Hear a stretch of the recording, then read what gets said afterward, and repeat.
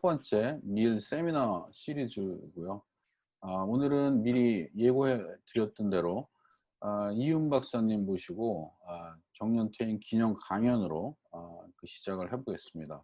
우선 이제 본격적인 강연을 듣기 전에 제가 간단하게 준비한 그 이윤 박사님의 양력을 소개해 드리도록 하겠습니다.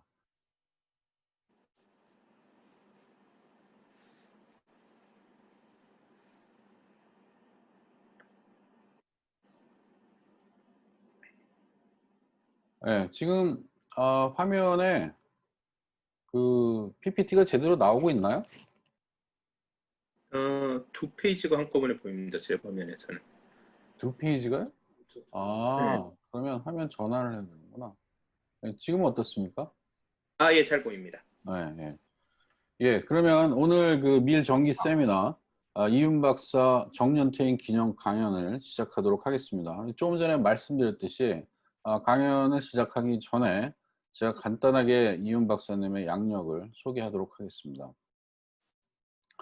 네, 이윤 박사님은 일단 학부를 서울대학교 미생물학과에서 1980년에 이학사를 하셨고요. 84년에 이학 석사를 하셨습니다. 또 89년에는 미국으로 도미해서 이 스크립스 연구소가 매우 이제 해양생물학 분야에서 특히 유명한 뭐 학교로 연구소로 알고 있습니다. 그래서 유니버시티 오브 캘리포니아 샌디에고 스크립스 인스티튜션에서 마린 바이올로지로 PhD를 하셨고요. 그 다음에 이제 그 포스트 닥터럴 펠로우로서 역시 그 같은 대학의 그 안에 있는 연구소에서 95년까지 포스트 닥터로서 연구 활동을 하셨습니다.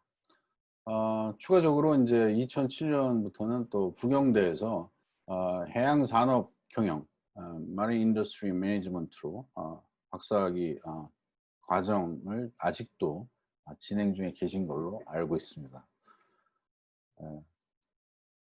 예, 그 실제 그 학위를 마치고 귀국을 해서는 95년부터 환경부 국립환경연구원의 해양환경과의 환경연구관으로 특채가 돼서 이때부터 저희 우리나라의 그 해양 환경에 관한 그런 업무를 실제 담당을 시작을 하셨습니다. 그 다음에 96년부터는 이 해양수산부가 새로 설립이 되면서 국립수산과학원 서해연구소 자원환경과에 이제 그래서 그 업무를 시작을 하셨고요. 쭉 그 다음에는 이제 국립수산과학원에서의 그 경력이 시작이 됩니다.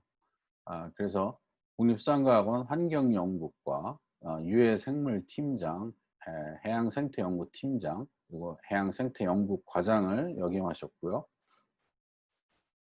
2005년 7월부터는 고위공무원으로서 국립수산과학원 환경연구부장, 그리고 자원환경부장, 그리고 기반연구부장을 역임하셨습니다. 2007년부터는 다시 연구관으로 그 근무를 하시면서 서해수산연구소 자원환경과 그리고 최근까지 국립수산과학원에서 근무를 하셨습니다. 이외에도 아시아패시픽 해양문화연구센터 이사를 역임하면서 이 우리나라 해양 환경과 관련된 많은 활동을 하셨습니다. 그래서 오늘 이 활동과 관련해서 오늘 뭐 이제 아마 말씀을 한 뭐 30분 정도 짧게 해주실 것 같습니다. 그래서 이 제목은 사실은 제가 그 뭐 반강압적으로 요청을 드렸더니 제목을 잘 정하지 못하고 계셔가지고 한번 이렇게 권고를 드려봤습니다. 그래서 Chronicle of EPO, Environmental Public Officer 라는 제목으로 강연을 부탁을 드렸습니다.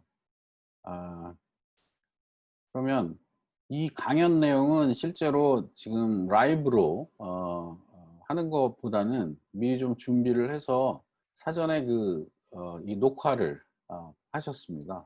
그래서 그 녹화한 화면을 통해서 강연 내용은 전달을 해드리고 뭐 계속 이어가도록 하겠습니다.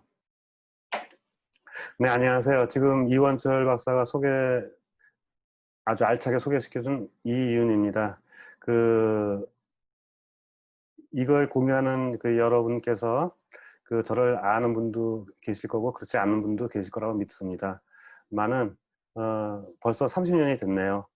그래서 제가 이제 올해 7월 1일자로 더 이상 직장에 나가지 않게 됐습니다. 30년의 업무를 하다가 이제 다시 남들은 인생의 이막이라고 얘기하는데 이막이라는 말 자체는 별로 좋지는 않은 것 같아요. 30년이면은 인생의 한 장이 끝났고 다른 새 연극을 시작해야 될 거라고 생각을 합니다. 그래서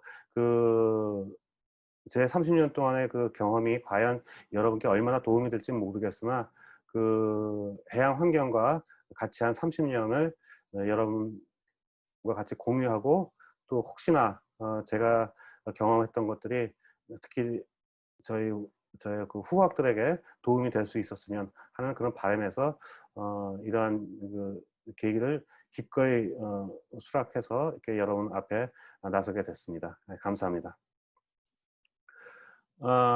제가 제일 먼저 시작을 한 것이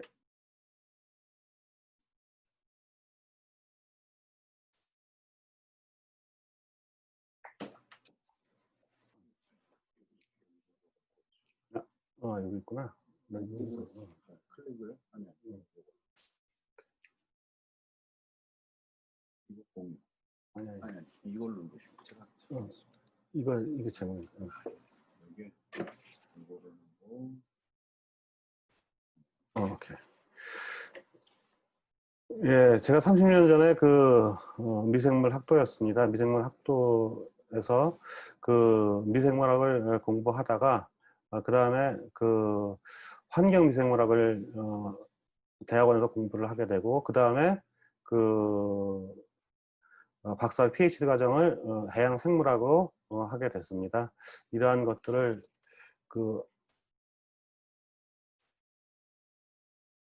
하게 되는데 가장 첫 번째 미생물학도 시작했던 건 치기 어린 결정이었죠. 제가 개인적으로는 경험이나 경험을 싫어하는데 세 보이기 위한 거였습니다.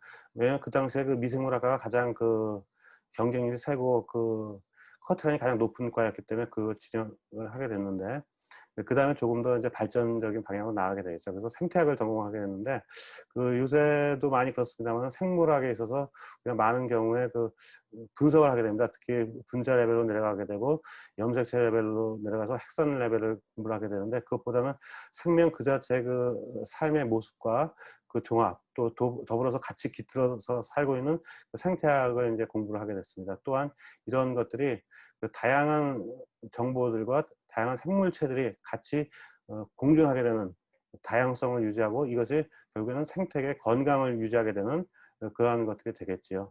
그래서 이러한 가운데에서 생물 요소들, 생물학적 요인, 또 무생물학적인 요인들에 대해서 생물학적 요인들이 적응하게 되고 나중에 생존하게 되고 정보를 전달하게 되고 개체수를 번식하게 되는 그러한 일들을 하게 됩니다.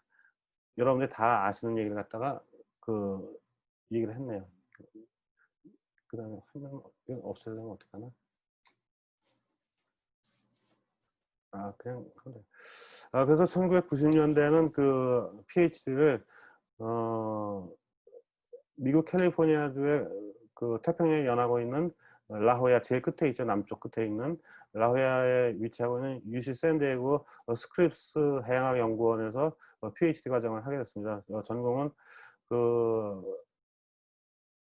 아주 작은 그다음에 농도가 낮은 코발트의 미생물에 의한 생지화학을 주로 해서 공부를 하게 되었는데 그 다음에 이제 1995년도에 늦게 공부를 시작해서 89년도서부터 95년도까지 공부를 하고 그 다음에 서울에 있는 곳에서 잡 리크루트를 했습니다. 이때 했던 것이 그 당시에 환경부에 있던 국립환경연구원, 지금 불광동에 있었죠.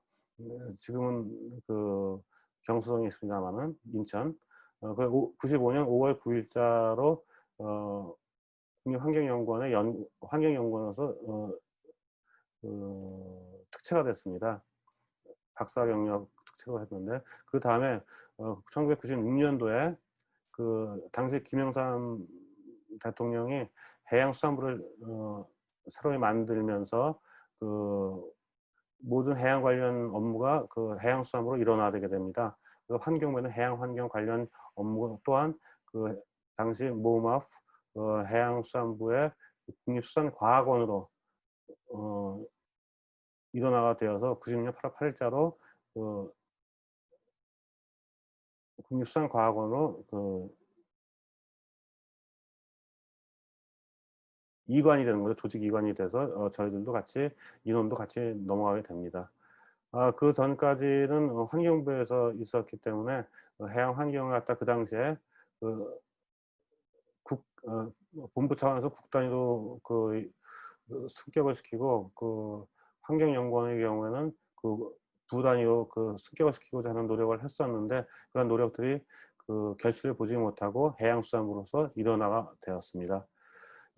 이제 이래서 1990년대에는 이제 그 서울에 근무하겠다는 아주 작은 우리가 잡 리크루트 할 때 가장 여러 가지 조건이 있죠. 그중에는 그 근무제에 대한 문제가 있고 그 다음에 그 보수에 대한 문제, 그 다음에 직업의 안정성의 문제가 이제 대두되게 될 겁니다. 여러분들도 마찬가지의 그런 상황으로서 선택을 하게 되는 거죠.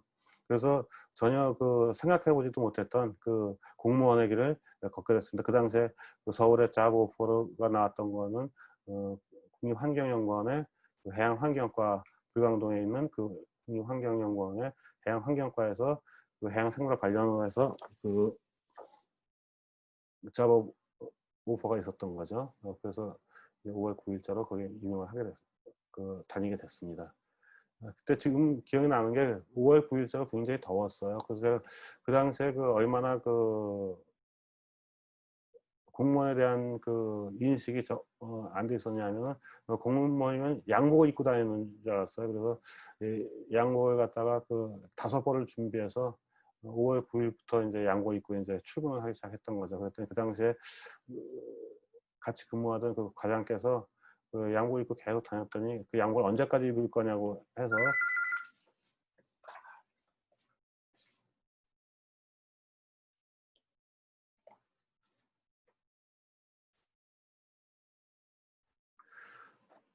그래서 그 옷을 편하게 입고 다녀도 되냐고 했더니 그래도 된다고 해서 그 다음 날부터 이제 그 청바지를 입고 다녔습니다. 그 당시에 그 공무원이 청바지를 입고 그 출퇴근한다는 것은 그 있을 수 없는 일이었던 그런 시절이었습니다.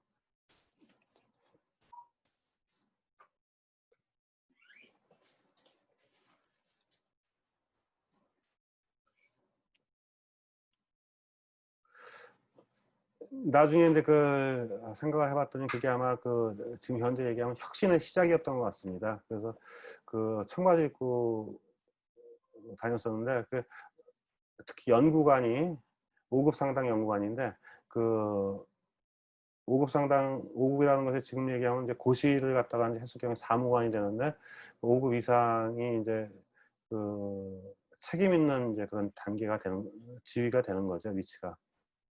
그런 사람이 청바지를 입고 출근하고 났더니 그 연구원 내에서 굉장히 그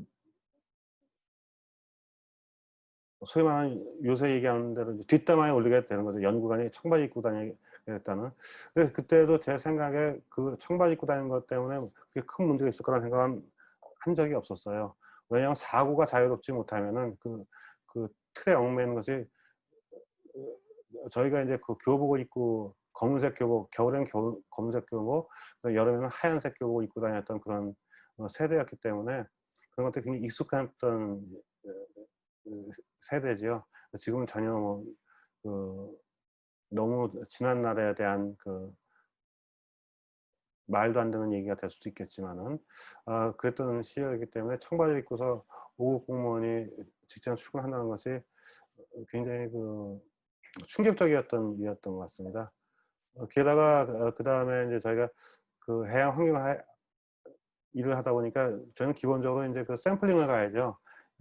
샘플링을 가야 되는데 그러면은 편하게 입어야 되죠. 그래서 다닐 때는 반바지에 그 샌들을 이제 신고 이제 가게 되는데 물을 늘 적시기 때문에.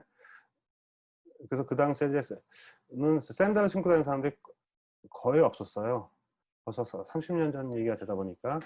특히 반바지는 더더군다나 출장 갈 때 반바지 입고서 출근을 하고 샌들 신고서 출근한다는 자체는 청바지도 어불성설이었는데, 그랬던 것들이 굉장히 커다란 이제 충격으로 이제 다가왔던 거죠. 그리고 그 당시에 저희가 이제 했었던 일 중에 하나가 해양학 분야에 있어서 가장 큰 프로젝트가 이제 시작이 됐었습니다.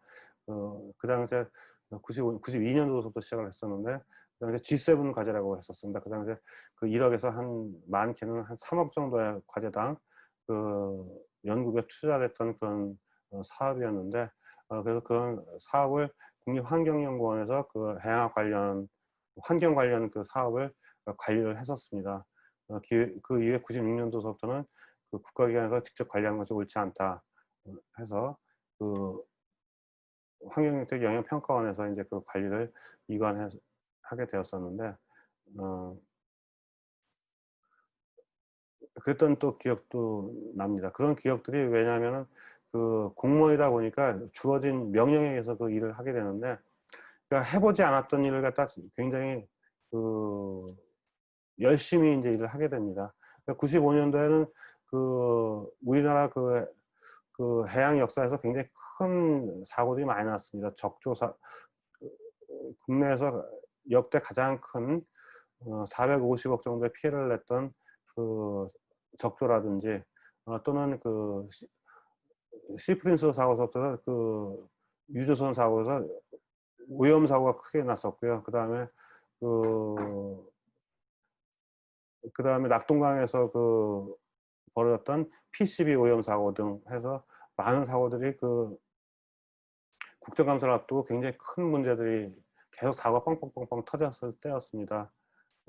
그러한 것들 또 대처하고 그 다음에 했던 그런 기억들이 이제 있게 되는 거죠. 준비가 안 된 상황에서 이제 그런 것들을 하게 됐습니다. 그때만 많이 젊었기 때문에 30대였으니까요. 30대 중반이었는데, 그래서 굉장히 즐겁게 처리를 했던 기억들이 있습니다. 자, 그럼 다시 이제 앞쪽으로 한번 가보도록 하겠습니다. 앞쪽으로 가야 여기 있구나. 네. 클릭을 하시면 됩니다.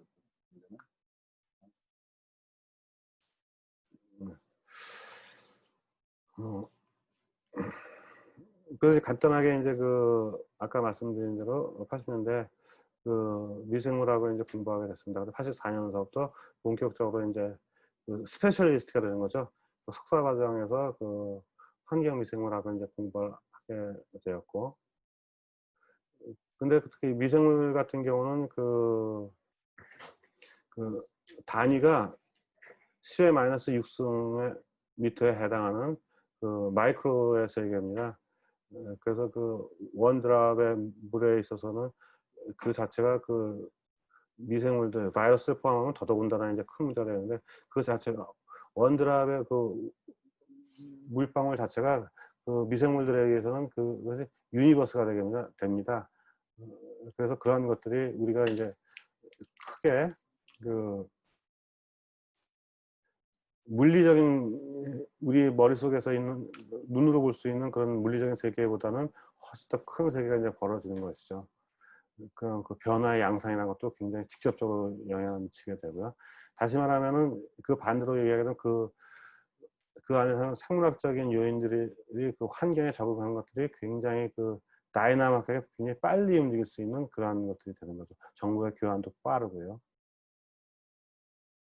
이런 것들이 실제로 나중에 큰 개체로서 나타나는 어류라든지 안에 있는 해양 생태계에서 다른 생물학적 요인들에 있어서도 동일한 사항으로 나타나게 되죠. 어차피 이런 것들은 지금 현재는 뉴턴 물리학에서의 그런 물리 법칙을 갖다 그대로 다 받고서 거기에서 할 수 있는 그런 이해가 되는 것이 되겠습니다. 그 다음에 그 박사 과정을 하게 되면서 그 마이너 뉴트리언트인 코발이죠. 코발은 이제 그 바이타민 B12의 그 코어 역할을 하게 되는데요. 코발의 그 사이클링에 대한 얘기를 공부를 하게 되는데, 코발 자체가 굉장히 농도가 굉장히 낮습니다. 존재하는 농도가.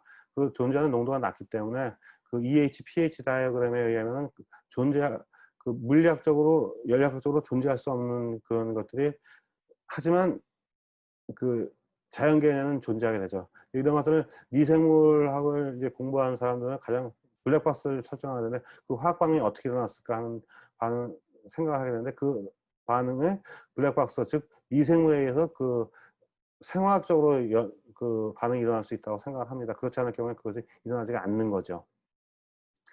그래서 그랬을 때 이 코발의 화학적인 형성이 지화학적으로는 일어날 수가 없는데, 물리학적으로는, 연력학적으로는 일어날 수가 없는데 어떻게 일어날 수 있는가 그걸 봤는데, 이것이 이제 미생물에 의한 반응으로서 이것이 일어나게 된다고 하는 걸 이제 처음으로 이제 밝힌 내용이 되겠습니다. 코발 사이클링의 이제 밝힌 내용이 되겠죠. 그래서 이게 가장 저한테는 중요한 의미를 갖는 게, 박사 5학년 때 생물학을 하는 사람의 특징이 대부분의 특히 저 같은 경우는 수학도 싫어하지만 물리학은 굉장히 싫어했습니다. 잘 몰라서 싫어하는 거죠. 제대로 배울 기회도 없었고요. 그런데 이걸 박사 5학년 때 연력학을 이제 배워야 했었습니다. 가이던스 커뮤니티가 세 분의 선생님이 저 박사 과정 중에 이수 과목 등을 포함해서 제가 어떤 수업을 들을 것인가, 어떤 일을 실험을 할 것인가 하는 것 같다. 이제 지도 교수뿐만이 아니라 가이던스 커뮤니티에서 제안을 해주게 되는데, 박사 5학년 때 연력학을 들으라고 하는 겁니다. 그래서 제가 제 레주메나 제 성적표라든지 한 게 학부 때서부터 그래서 다 갖고서 이제 책상에 놓고서 얘기를 하게 되는데, 그 말씀을 하시길래 제가 가이던스 커뮤니티에 그런 말을 드렸어요. 그거 보시면 알겠지만 제가 물리학이라든지 수학에 대해서는 교양학부 1학년, 2학년 때 외우는 들은 적이 없는데 너무 오래됐다.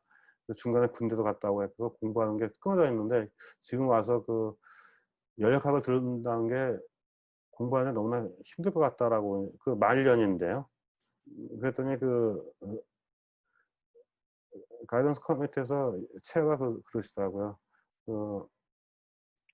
레코멘드 한대요. 그래서 레코멘드에 억셉을 안 하려면 어떻게 하냐 그랬더니 스트롱리 레코멘드를 하겠대요. 그때 스트롱리 레코멘드를 안 받아들이면 어떻게 하냐 그랬더니 학교를 그만둬야 된다고 얘기를 하더라고요. 그래서 하는 수 없이 이제 그 얘기가 뭐냐 그랬더니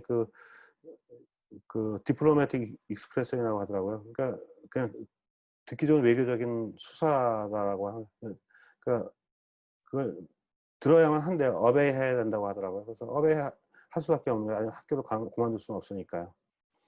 그래서 이제 시작을 했는데, 연력학을 배웠던 게 나중에 이제 공부를 하게 될 때는 굉장히 큰 도움을 이제 얻게 되었던, 지금까지 남아있는, 아마 학부 때 연력학을 배웠으면 지금 다 잊어버렸을 거예요. 근데 박사 5학년 때 배웠던 연력학 때문에 지금도 남아있는 그런 것들을 가지고 EH, pH 부배 다이어그램이죠. 부배 다이어그램도 공부를 하면서 지금도 즐겁게 지식이 남아있는 것에 대해서 당시에 가이던스 커뮤니티의 선생님들하고 제 지도 교수님께 아직도 감사를 드리고 있습니다.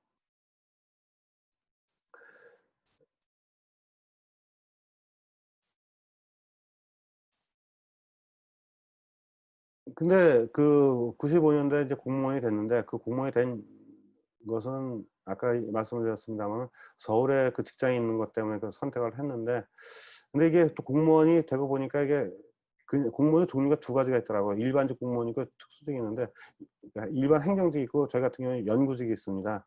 근데 연구직 공무원이 그렇게 많은 숫자는 없어요. 근데 결국 이것은 다 배경일 뿐이죠. 그리고 공무원이 되는 건데, 나중에 20년 정도의 15년 정도 공무원 경험을 하다 보니까 결국에는 제가 하는 일이 학장은 아니더라고요. 리서처가 아닌 거죠. 가버먼트 인플로이인 겁니다.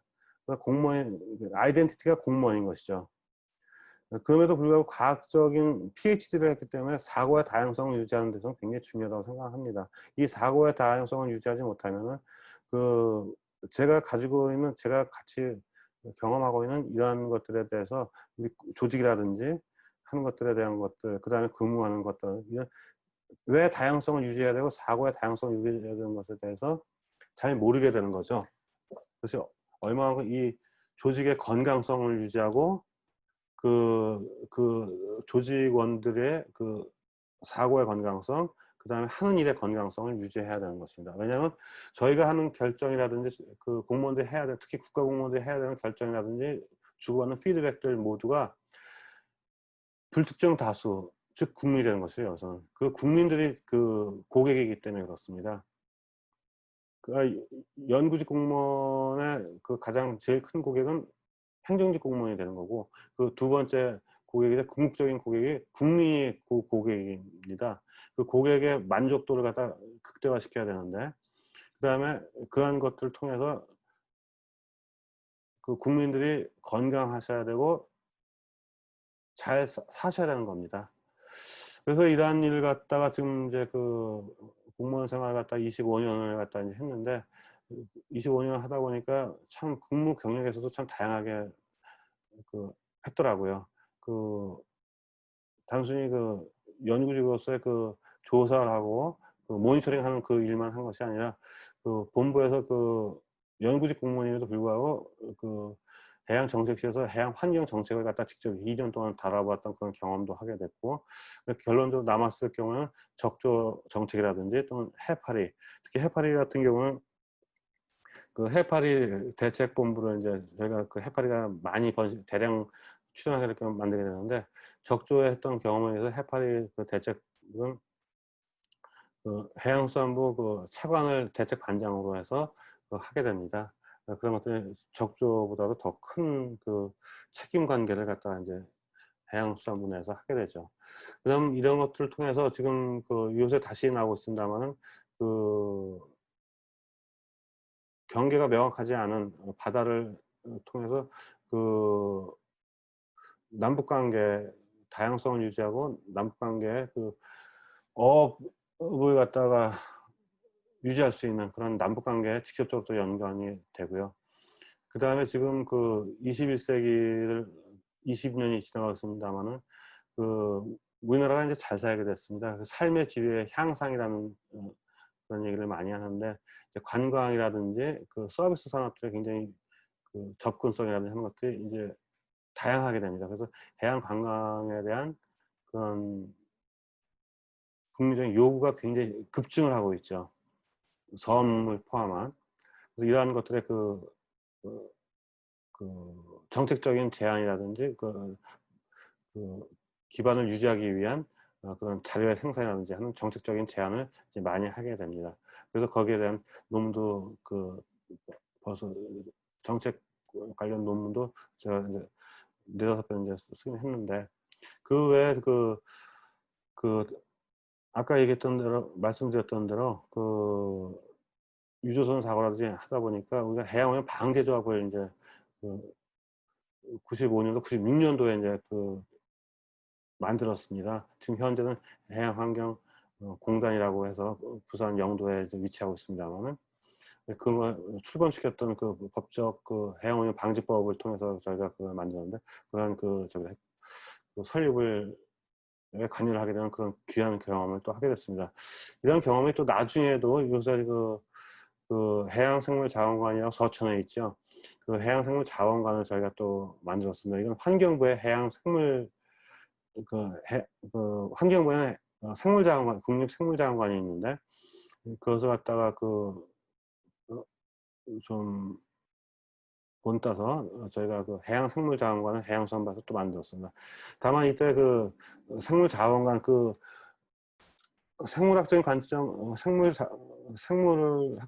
생태계에서 생물 요인을 갖다 자원의 관점으로서 이제 받아들여서 저희가 그 이름을 이미 그 준비를 하는 과정에서 그 활용을 했기 때문에 그 명칭을 변경할 수는 없다고 하더라고요. 그래서 그 영문 명칭은 저희가 그 아직까지 확정이 안 됐기 때문에 그래서 그 마빅이라고 저희가 그 해양생물 자원관의 이름을 갖다 마빅이라고 하는데 그 생물자원관은 NIBR이 됩니다. NIBR, 그 National Institute of Bioresources가 되죠. 근데 해양생물자원관이 가는 경우에는 Marine Biodiversity Institute of Korea라고 했습니다. 그 다시 말하면 해양생물자원관의 개념은 생물 다양성을 연구하는 그런 기관으로서의 그 자리매김을 하길 바라는 것을 국문 명칭은 그걸 반영을 못했습니다만은 그때 확정되지 않은 그 영문 명칭은 그 Marine Biodiversity라는 그런 명칭을 갖다가 그 했다는 거, 그 명칭을 유지하겠다는 것은 제가 한 일 중에 가장 큰 일이라고 생각합니다. 논문에서 데피니션을 쓰죠. Introduction Material Method에서 논문의 한 일을 갖다가 이름을 define을 하게 되는데 그런 것처럼 해양생물 자원관이라고 하는 것이 자원의 개념으로서 접근하기를 바라는 것이 아니라 생물 다양성으로서 접근하기를 바라는 것을 그 우리 국문 명칭은 사용을 못했지만 영문 명칭만 하더라도 좀 반영이 되기 위한 것을 해서 마린 바이오다이버시티라고 하는 그 명칭을 했습니다. 물론 그 더 적극적으로 하지 못하는 것에 대해서는 그 후학들 내지는 국민들 여러분께 굉장히 죄송합니다만은 그 마린 바이오다이버시티라는 영문 명칭이라도 가지고 가서 그 세계 유수의 학자들과 또 많은 관련이 있는 그 책임 있는 당국자들과 얘기를 할 때 그러한 그 자부심을 갖고 하시길 바라는 그러한 그 노력이었습니다. 욕심이겠죠. 또 이런 것 때문에 그 후학들한테는 그 큰 질곡을 안기는 게 아닐까 하는 그런 안타까움이 있습니다만은 아마 제가 그 한 일 중에서 가장 잘한 일이 아마 그 해양 관광을 이용한 해양 생태계의 활용에 관한 문제와 남북관계 촉진 그 문제하고 그 해양생물 자원관의 그 마린 바이오 다이버시티라고 했던 그 세 가지가 가장 큰 그 기여를 한 게 아닌가 하는 생각을 해 봅니다. 벌써 시간이 그 한 25분 그 말씀을 드렸네요. 이렇게 특히 이런 기회를 베풀어 주신 우리 한양대학의 그 미래 지금 그 주관을 하고 있는 이원철 교수에게 큰 감사의 말씀을 드립니다. 그 외에 그 미래 언택트하는 직접 하지 않고 이런 IT 일을 갖다 IT 기술을 활용을 해서 이런 일을 할 수 있다는 것을 굉장히 저 스스로도 굉장히 감사하게 생각을 하고 제가 한 20여 분 이렇게 말씀을 드렸습니다만은 여러분에게 조금이라도 좀 도움이 되는 그 얘기가 됐으면 좋겠고 혹시나 또 기회가 된다고 하면은 좀 더 체계 있게 더 말씀을 드리도록 하겠습니다. 네, 감사합니다. 자, 이제는 질의응답 시간이랍니다. 질문 편안하게 답변을 드릴게요. 예, 혹시 그 질문이 있으신 분들은 질문을 좀 해주시면 이제 질의응답 시간을 갖도록 하겠습니다. 예.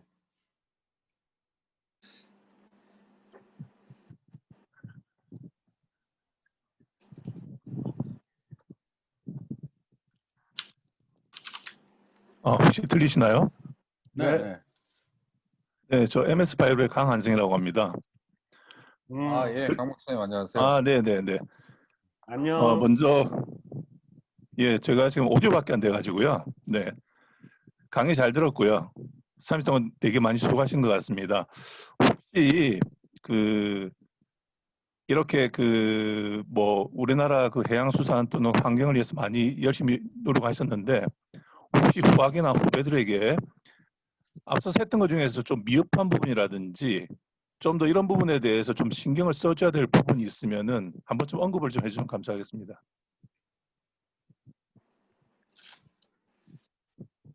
그 제일 마지막 그 그 센텐스 잘 못 들었네. 천천히 얘기해 주세요. 마지막으로 뭐? 아, 형사. 앞으로 조금 더 후학들이 또는 후배들이 해양수산 환경 분야에 대해서 조금 더 어떻게 뭐 연구를 해야 될 부분이라든지 본인이 쭉 했을 때 이런 부분을 좀 이렇게 그 다 완성을 못해서 좀 미흡한 부분이 있는데 이런 부분이 어떤 부분이 있는지를 조금 이렇게 제시를 해줬으면 감사하겠습니다. 예, 첫 번째는 아마 그 이건 격려인데요. 그 분류학 하시는 분들이 그 힘을 내셔야 될 그건 굉장히 베이직한 정보들이거든요. 근데 지금 전 세계적으로 보면 그 분류학의 그 기본이 많이 흐트러진 것 같아요. 그나마 우리나라 좀 남아 있다고 생각을 하는데 가야 될 길이 점점 시장이 넓다는 얘기예요. 그 자연사 박물관이라든지 이런 것들에 대한 우리나라도 마찬가지고 그 인력은 굉장히 필요로 한데 실제로 그 전문가들이 많이 없어요. 그래서 기초 학문에 대한 그걸 하셔야 될 것 같고, 그다음 두 번째는 그 직업의 안정성을 떠나가지고 그 공무원에 대한 그 관심을 좀 많이 가져주셨으면 좋겠어요. 그게 두 번째고, 그럼 세 번째로는 그 에너지 트랜스퍼 머티리얼 사이클링에 대한 공부를 좀 많이 하셨으면 좋겠어요. 그 기후변화 이후로 해서 그런 것들이 뭉텅이로 빠져 있는 게 해양 생태학에서 그렇거든요. 그래서 그 에너지 트랜스퍼하고 그 물질 수단에 대한 공부를 하시는 분들이 많았으면 좋겠습니다. 답변이 됐을는가 모르겠습니다. 네, 감사합니다.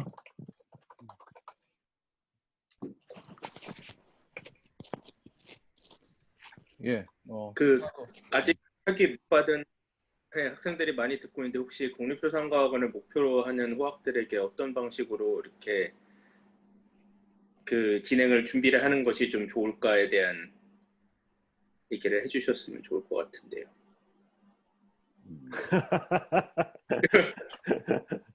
이 박사님 좋은 질문 감사합니다. 예. 근데 요새 많이 좋아지긴 했어요. 그러니까 일단 지치지 않아야 된다. 요새 그 응모를 하고 떨어지는 경우가 많잖아요. 지치지 않아야 된다. 그리고 요새 그 제가 했을 때도 그랬습니다만은 그 학연 지연에 대해서 그런 것들이 많이 허물어지긴 했어요. 많은 부분 다시 돌아가는 경우도 많이 있지만은 학연 지연에 대한 것은 많이 떨어졌어요. 두 번째는 페이퍼 많이 쓰세요. 결국에는 실적이 아카데미 어치먼트가 많아야 되는데 요새 임팩트 팩터까지 보잖아요. 그러니까 그런 것들은 준비는 늘 해야 돼요, 여러분들이. 그래서 미리 그걸 안 하시면은 그것이 뜰 경우에 그나마 이제 그 1년에 한 번, 두 번 그나마 주기적으로 뽑는데 그 국립수산과학원 같은 경우는 지금 향후 5년 동안에 참 많은 그 연구사 채용이 있을 거예요. 왜냐하면 지금 그 나이 때 저를 포함해서 많은 몇십 명이 나가게 되거든요. 그러니까 그 5년 정도에 해당하는 그 기간 동안에 많은 그 잡 오프닝이 있을 거기 때문에 그걸 이미 대비하셔가지고 페이퍼를 많이 준비해 놓으시고, 그 다음에 요새는 그 톡을 그 다음에 단체 그 문제 해결하는 그런 것들이 과제로 많이 주어지더라고요. 문제를 주고 그걸 어떻게 풀 것인가. 그거는 아마 그 잡 리크루트하는 여러분들이 더 잘 아실 거예요. 그 입사 시험을 볼 때 그 문제 주어지고 문제 해결 방안을 갖다가 몇 명에서 모여서 그 일을 어떻게 해결할 것인가 하는 그런 롤플레이 게임을 하죠. 그런 것도 한번 해보시는 게 좋을 거고. 근데 주변에 그걸 갖다가 아마 얘기해 주실 분은 없을 거예요. 그러니까 그걸 찾아서 조금 해주셔야 될 것 같고, 만약 필요하면 제가 그 우리 이 박사하고 이원철 교수하고 한번 상의를 해가지고 좀 가까운 분들이라도 모시고 그것에 대한 것 갖다가 한번 특강을 한번 하든지 하는 것 같다면 또 한 다음에 그거 갖다가 해서 그걸 또 여기다 또 올려놓을 수 있는 그런 것도 한번 생각을 한번 해보죠. 그건 시간이 좀 많이 필요할 것 같아서 짧게 답변하기 좀 어려울 것 같습니다. 자, 그러니까 논문 열심히 쓰고 늘 관리하자. 그 다음에 그 과제 관리하는 것도 선생님들 도와서 과제 관리하는 것도 굉장히 중요한 그 커리어예요. 왜냐하면 공무원이 될 경우에 국립수장 같은 경우에 자기가 하는 것도 있지만은 그 예산 관리를 굉장히 잘해야 돼요. 하여튼 그런 것들에 대한 그 어웨어니스가 있다는 게 굉장히 중요한 그 장점이 되는 거죠. 강점이. 네, 그렇다고 생각합니다. 두 가지 팁. 네, 감사합니다. 예, 그 추가적인 질문이 더 혹시 있으세요? 예, 없으시면 오늘 이렇게 어렵게 시간 내주신 우리 이훈 박사님께 감사를 드립니다. 물론 이 뭐 30여 년을 이렇게 짧게 줄여서 얘기한다는 게 쉬운 게 아니고 아마 하고 싶은 말씀이 더 많았으리라고 생각을 합니다. 그렇지만 이렇게 제가 뵙기에도 아주 시기하게 점잖은 말씀을 많이 해주셔서 제가 깊이 감사드리고 있습니다. 그리고 여기 이제 많은 끄집어내지 못한 이야기들이 있겠지만 그거는 이제 앞으로 차후에 또 기회가 되면 그때 듣는 걸로 하겠습니다. 오늘 이렇게 참석해 주신 모든 분들께 감사드리고요. 이훈 박사님 깊이 감사드립니다. 예, 감사합니다. 네, 감사합니다. 그 끝으로 다음번 이 세미나에 대한 안내만 간단히 드리고 종료하도록 하겠습니다. 다음번에는 이제 9월 9일에 저희가 제가 그럼 이제 안 되나? 네. 다음번 저희 밀 모임은 9월 9일인데요. 9월 9일에는 지금 중앙대학교에서 근무하고 있는 전동구 박사께서 세미나를 해주기로 동의를 하셨습니다. 그래서 9월 9일에 마찬가지 형식으로 만나는 것으로 이렇게 하겠습니다. 그리고 주변에 혹시 지금 세미나가 가능한 날짜가 아마 10월 10일, 12월 12일 이렇게 있는데 세미나를 원하시는 분들이 있다면 자원을 하셔도 좋고요. 또 주변에 있는 분들 추천을 해주시면 그걸 고려해서 저희 다음번 세미나 연사를 정하도록 하겠습니다.